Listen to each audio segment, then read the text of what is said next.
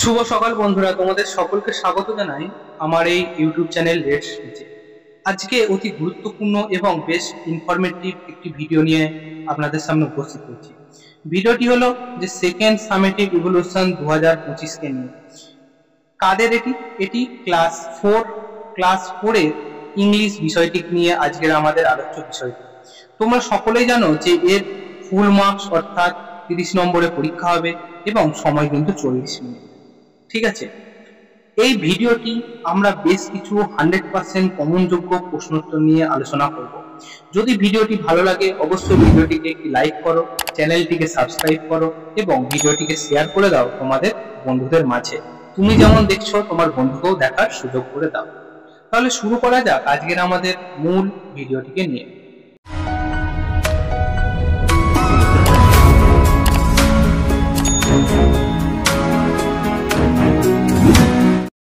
তো প্রথমে দেখো এখানে তোমাদের কি বলা হচ্ছে, এখানে বলা হচ্ছে স্কুল নেম লিখতে, তোমাদের স্কুলের নামটা লিখবে।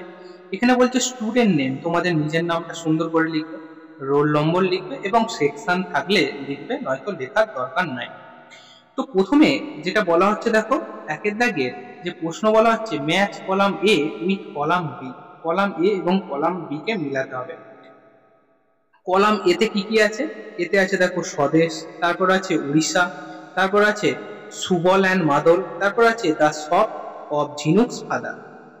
বি গ্রুপে কি কি আছে? বি গ্রুপে আছে ভুবনেশ্বর, তারপর আছে sailing down the Vidya river, in College Street, wanted to do something for his motherland.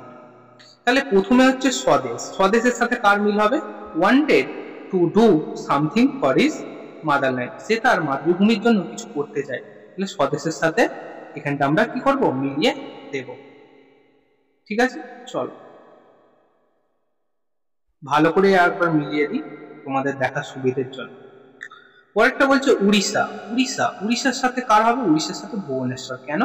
উড়িষ্যার রাজধানী হলো ভুবনেশ্বর। সুবল অ্যান্ড মাদল, সুবল অ্যান্ড মাদল কি হবে? Selling down the Vidya river. ঠিক আছে, আচ্ছা এরপর বলছে দ্য শপ অফ ঝিনুকস ফাদার, তাহলে কোনটা হবে? ইন কলেজ স্ট্রিট, ঝিনুকের বাবা কলেজ স্ট্রিটের বইয়ের দোকানে কি করছিলেন? তিনি বই দেখছিলেন বা দাঁড়িয়েছিলেন। ঠিক আছে, চল দুয়ের দাগের দেখো বলছে আন্ডারলাইন দ্য কারেক্ট অ্যান্সার, সঠিক অ্যান্সারটিতে দাগ দাও। বলছে সাম অফ দ্য স্টোরিজ সারপ্রাইজ না বোর ঝিনুক, বলছে কিছু কিছু গল্প ঝিনুককে খুব অবাক করে তোলে নাকি অস্বস্তিতে ফেলে, ভালো লাগে না। তাহলে কোনটা হবে? অবশ্যই হবে কি সারপ্রাইজ, তাকে কি করে? সারপ্রাইজ করে দেয়। ঠিক আছে, সারপ্রাইজের নিচে আমরা কি করবো? দাগ দিয়ে দেবো। পরেরটা বলছে the fairy wave her magic wand, fairy তার ম্যাজিক ম্যাজিক ছুরিটি অর্থাৎ জাদু দণ্ডটি কতবার নাড়িয়েছিল? 5 না 3 টাইমস? তাহলে সঠিক উত্তরটি কি হবে? সঠিক উত্তরটি হবে 3 টাইমস, 3 বার নাড়িয়েছিল। তারপর বলছে the Sundarban is in the extreme south নাকি নর্থ অফ বেঙ্গল। আমরা জানি সুন্দরবন কোন দিকে অবস্থিত? পশ্চিমবঙ্গের একদম সাউথ অর্থাৎ দক্ষিণ দিকে অবস্থিত। সাউথের নিচে আন্ডারলাইন করব। The elder brother's voice tremble with fear না ইমোশন, বড় ভাইয়ের গলাটা কেঁপে উঠেছিল। এটা কোথা থেকে নেওয়া হয়েছে? স্বদেশ থেকে। সেই স্বদেশকে যখন গোপনীয় তথ্য দিয়ে পাঠাচ্ছিল তখন তার গলাটা কেঁপে উঠেছিল কিসের? ফিয়ার মানে ভয়েতে নাকি ইমোশনে? অবশ্যই কি হবে? ইমোশনে অর্থাৎ আবেগে। ঠিক আছে, চলো পরের প্রশ্ন দেখি। পরের প্রশ্ন দেখো 3 নম্বরে বলা হচ্ছে অপোজিট ওয়ার্ড লিখতে। ঠিক আছে, নাও, নাও মানে কি? এখন। ঠিক আছে, নাও মানে এখন। তাহলে নাও এর বিপরীত কি হবে বলো? আফটার, আফটার লিখতে পারি, আফটার মানে পরে, A F T E R after. তারপর দেখো ডার্ক, ডার্ক লিখা আছে, ডার্ক মানে অন্ধকার, তাহলে অন্ধকারের বিপরীত কি হবে? লাইট, লাইট মানে আলো, L I G H T. হয়েছে। পরে দেখো বলছে 4 দাগেরটা দেখো, বলছে রাইট টি ফর ট্রু এবং এফ ফর ফলস। বলছে Kolkata is a very small city, কথাটি ঠিক না ভুল? Kolkata is a very big city, তাহলে এটা মিথ্যে কথা, তাহলে এখানটা আমরা কি করবো? এখানটা আমরা ফলস করে দেবো, এফ করে দেবো। পরেরটা বলছে the bag contain some important documents, বলছে এই ব্যাগটাতে অনেক গুরুত্বপূর্ণ তথ্য ছিল। তো অবশ্যই ছিল গুরুত্বপূর্ণ তথ্য, তাহলে এটা কি হবে, এটা হবে টি অর্থাৎ ট্রু হয়ে যাবে। ঠিক আছে, চলো পরের প্রশ্ন দেখো 5 দাগের বলছে change the sentence into present continuous tense, অর্থাৎ প্রেজেন্ট কন্টিনিউয়াস টেন্স করতে হবে। আমরা জানি প্রেজেন্ট কন্টিনিউয়াস টেন্স হওয়া মানে কি আইএনজি যোগ করা সেন্টেন্স গুলো করতে লাগে।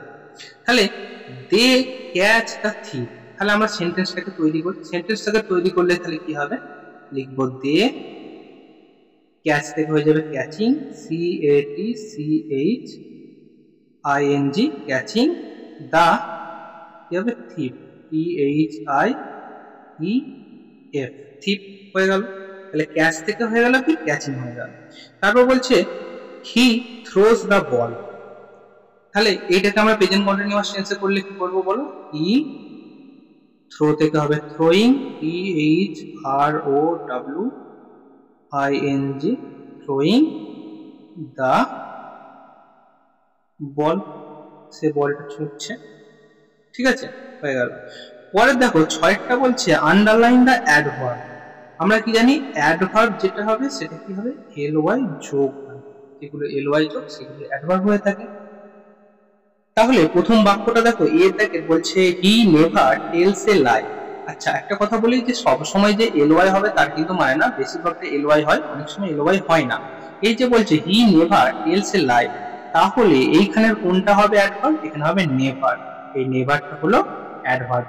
ঠিক আছে, পরেরটা দেখো I can do sums easily, আমি অঙ্ক সহজেই করতে পারি। এই যে ইজিলি দেখো LY যোগ, আমি একটু আগে বলছিলাম যে অ্যাডভার্ব মানে LY যোগ, তো এটা হবে ইজিলি। ঠিক আছে, চলো পরের প্রশ্ন দেখি। পরের প্রশ্ন বলা হচ্ছে হোয়াই ডিড স্বদেশ কন্টিনিউ টু রান, স্বদেশ কেন দৌড়তে লাগলো, কেন দৌড়চ্ছিল, কারণ কি ছিল, বিকজ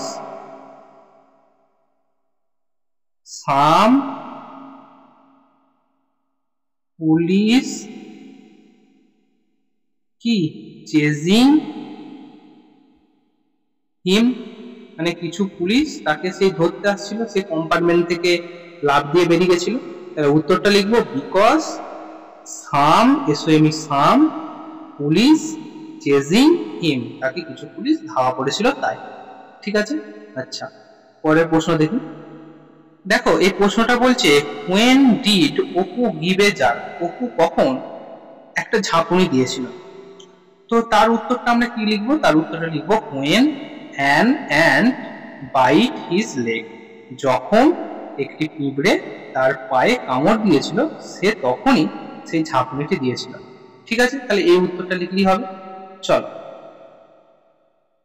তো তাহলে বন্ধুরা আজকে আমরা ক্লাস 4 থেকে সেকেন্ড সামেটিভ ইভলিউশন এই বিষয়টিকে নিয়ে আলোচনা করলাম, তাদের ইংলিশ বিষয়টিকে নিয়ে আমরা পুঙ্খানুপুঙ্খ আলোচনা করলাম।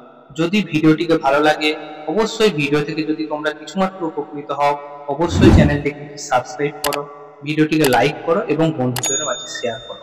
After all thanks for watching, best of luck, দেখা হচ্ছে অন্য কোনো ভিডিওতে।